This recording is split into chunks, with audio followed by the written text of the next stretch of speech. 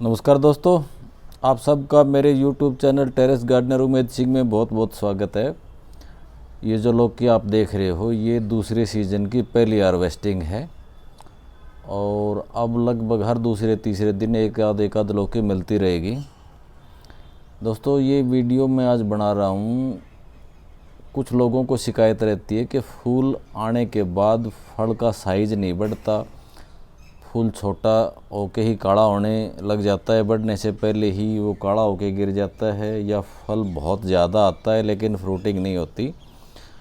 उसके बहुत सारे रीज़न हैं, उनमें से कुछ हम आज डिस्कस करेंगे। सबसे पहले हमारी जो आदत है उसमें मैं भी शामिल था कुछ टाइम पहले तक। क्या होता है कि जब हमारा प्लांट ग्रोथ पीरियड में होता है तो हम उसकी ज़्यादा केयर करते हैं,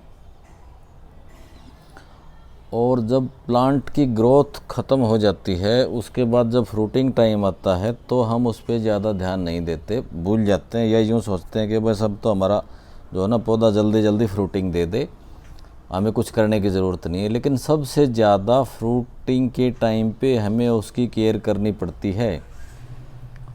पौधा जब फ्लावरिंग स्टेज पे आता है तब उसको माइक्रो न्यूट्रिएंट की पोटासियम वगैरह, कैल्शियम या जितने भी सूक्ष्म पोषक तत्व हैं उन सब की ज़रूरत पड़ती है, और हम उस टाइम सिर्फ पानी डाल के खुश हो जाते हैं कि हमारी बेल बढ़ रही है।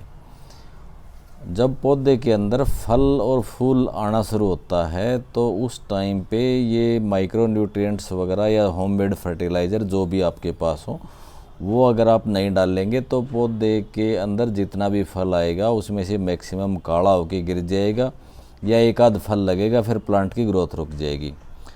तो उसके लिए देखिए, मैंने कुछ पहले भी ये बार बार बताया है, बार बार बताता भी रहता हूँ, लेकिन वीडियो में कुछ नए लोग जुड़ते रहते हैं, कुछ पुराने लोग वीडियो को पूरा नहीं देखते, क्वेश्चन पूछने पे ज़्यादा फोकस रहता है उनका, और इसीलिए वो मार खाते हैं, क्योंकि सबको रिप्लाई करना भी संभव नहीं होता और बार बार वही चीज़ें रिपीट करना भी मुझे अच्छा नहीं लगता, क्योंकि बाकी लोग भी ये देखते हैं कि भाई वही चीज़ फिर से रिपीट हो रही है।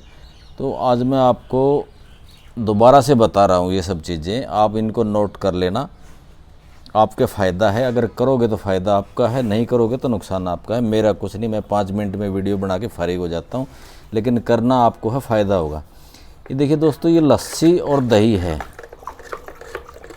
इसकी क्वांटिटी मैंने आपको पहले बताई भी थी, 5 लीटर पानी 5 लीटर लस्सी ले सकते हो, या लस्सी की बजाय आप इसमें दही भी ले सकते हो। इसमें 1 चम्मच काला नमक डाल के और हफ्ता 10 दिन के लिए आप किसी ठंडी जगह पे रख दीजिए इसको, छायादार जगह पे, धूप ना हो जहाँ पे। और इसके अंदर 1 चम्मच काला नमक आपको डालना है। जब ये 1 हफ्ते या 10 दिन में यूज़ करने लायक हो जाए तो आपको इसके अंदर 4 से 5 गुना पानी मिला लेना है, और फिर आपको स्प्रे करना है।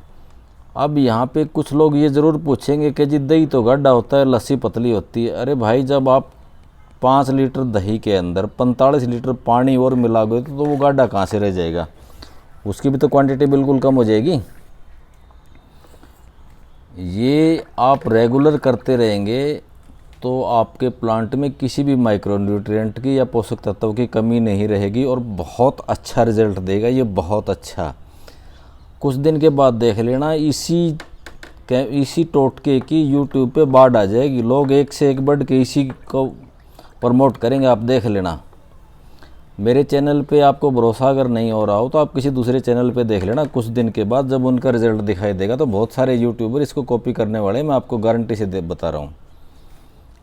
ये लस्सी वाला काम आप कर लीजिए, 70-80% तक आपकी समस्या दूर हो जाएगी।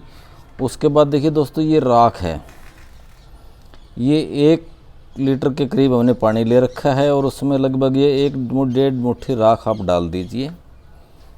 डाल के आप इसको ऐसे मिला के छोड़ दीजिए।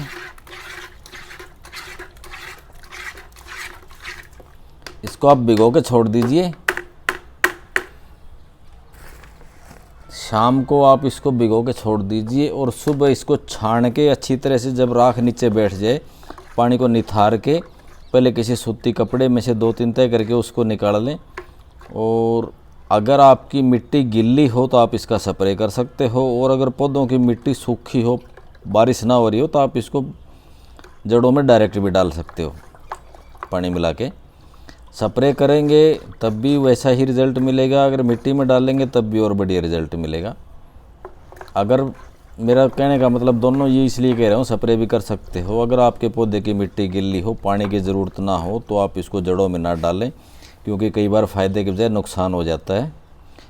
और अगर आपकी मिट्टी सूखी है तो आप इसको जड़ों में दे सकते हो, कोई दिक्कत नहीं है। तीसरे चौथे दिन ही आपको पत्तों में और प्लांट के जो फ्लावरिंग है उसमें अंतर नज़र आ जाएगा। इसके अंदर पोटास के साथ साथ बहुत से मिनरल्स भी होते हैं। आप राख चाहे लकड़ी के कोयले की ले लें, चाहे आप गोबर के उपले की ले लें, किसी भी तरह की राख होनी चाहिए। लकड़ी की ज़्यादा बेटर रिजल्ट देती है वैसे, लेकिन अगर लकड़ी की उपलब्ध ना हो तो आप इसको गोसे की भी ले सकते हो, उपले की भी ले सकते हो। ये हफ्ता 10 दिन में आप एक बार स्प्रे करते रहिए, इसमें आपको बहुत अच्छा रिजल्ट मिल जाएगा।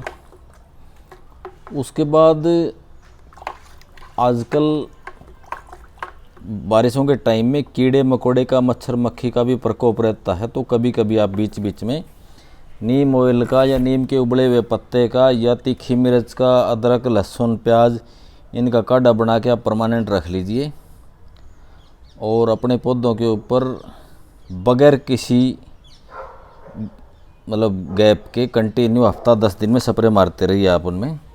स्प्रे का फ़ायदा ये होगा कि आपके पत्तों के ऊपर मच्छर मक्खी अंडे वगैरह देंगे तो वो ख़त्म होते चले जाएंगे, कंट्रोल में रहेंगे।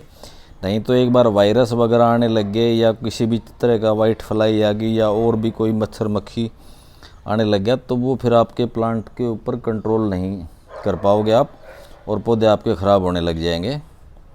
फंगस वगैरह की प्रॉब्लम के लिए आप थोड़ा सा नीम की खली डाल सकते हो या लहसुन और हल्दी का पानी भी आप उबाल के रख सकते हो, उसका भी आप स्प्रे करेंगे तो कंट्रोल में रहेंगी बीमारियां। और जड़ों में भी दे सकते हो आप लहसुन और हल्दी का पानी।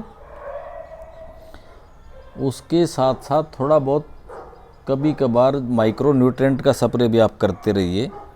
एक आध स्प्रे आप माइक्रो न्यूट्रिएंट का कर दीजिए, या आपके पास माइक्रो न्यूट्रिएंट नहीं है तो बाज़ार से ले सकते हो, वरना आप वेस्ट डिकम्पोज़र से अपने घर में भी बना सकते हो। और वेस्ट डिकम्पोज़र का भी पानी में मिला के स्प्रे कर सकते हो 10% 15% तक का।